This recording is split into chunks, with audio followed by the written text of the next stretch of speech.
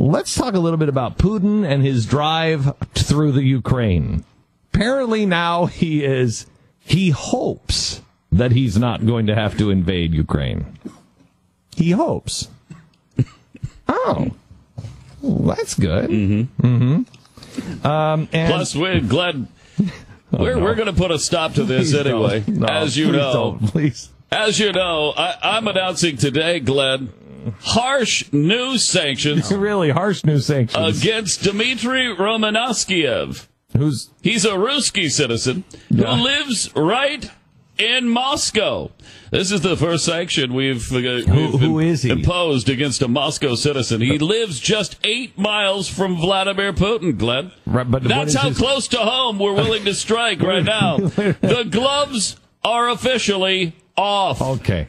So what? We've also put some serious limits, Glenn, on the amount of Russian dressing we're willing to use at the Kerry Heinz compound. Okay, I don't think Therese has limited it to 2.5 quarts a week now. All right. And Glenn, all options are on the table. Okay, I don't think Russia actually makes Russian dressing. That's actually made in Kiev, which is why I think they're marching that way to the Ukraine, because the Russian dressing is made in Kiev, Ukraine. No, it's not. But Glenn, all options are on the table right now, except, of course, for U.S. military intervention. Our troops are still too busy cutting off ears, cutting off heads, taping wires from portable telephones to human genitalia, turning up the power, cutting off limbs, blowing up bodies, randomly shooting civilians, what about raising villages in a fashion reminiscent of Genghis Khan, but what about and poisoning food stocks. So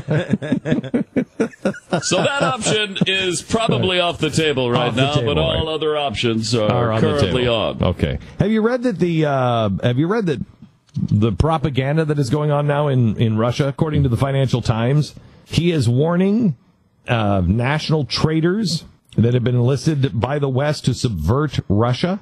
He is railing against Russia's diminished power, and he's saying he's going to build a prouder, stronger, and more authoritarian state. That doesn't seem... That's a quote. That doesn't... That just shows how different we are as a country. And we're going to be more authoritarian. Of course, you know what? Now in America, I don't even know if that's a bad thing. Well, I mean, think about it. The president's saying, we're going to go around Congress, and everyone cheers. I mean, he is pretty much saying they're going to be more thing. like Stalin and Hitler. Okay. Guys, are you hearing what he's saying here? The thing I love is this propagandist. The propaganda over there is getting so sloppy. They have one guy, apparently, that is appearing as different people. It's like this week, he appears as, what? A guy who has been hurt in the Ukraine. All these other different scenarios. Stu was telling me about this. And it's definitely the same guy. Yeah, supposedly. I mean, I saw it on CNN. I think it was on Jake Tapper's show. The quote is 3 different Russian television channels reportedly aired 3 versions of an interview with the same man. The same man was identified 3 different ways. One, he was a German spy. Okay. The next, he was a repentant extremist. And the next, he was a pediatric surgeon. I mean, are they that hard up for people who could do propaganda for the state? Don't they have? I mean, you'd think they'd have a wide selection. One guy.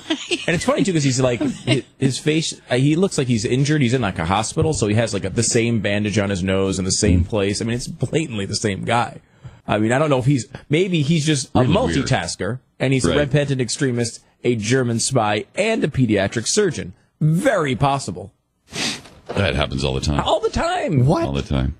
You know, maybe the Russians have just become like we are becoming, to where you don't even watch the news anymore. You're just like, whatever. Well, it's 3 different channels, right? They probably thought they'd just get away with it.